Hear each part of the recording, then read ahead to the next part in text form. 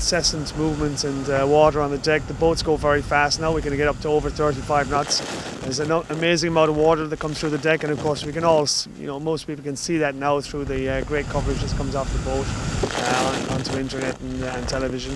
But what you don't necessarily see is kind of the movement, the constant movement that we have on the boat, and it's very, very difficult living conditions, And it's not just one race, one transatlantic. We do that 10 times back to back over a period of 9 months. We're there to win the race. We knew we had the potential. We know we've got a fast, if not the fastest boat in the fleet, that we've all been very part of making and building and designing.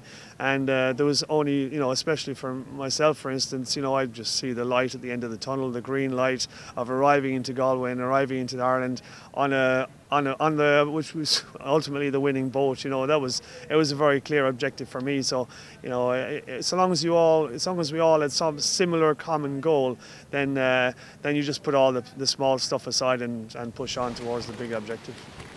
We just happened to arrive in the middle of the night. We can't decide when we arrive. It's just like that.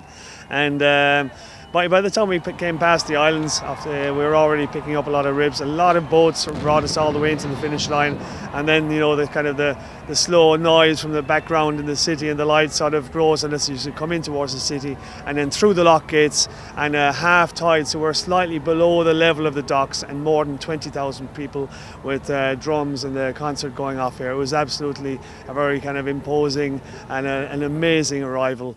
It's beyond expectations. It's something that I can't even say that I dreamt of when I was a kid. I just grew up in Derrynane, windsurfing and sailing, and slowly, I suppose, as the industry of sailing has built and I've grown up, I've been very lucky to have made a career out of sailing.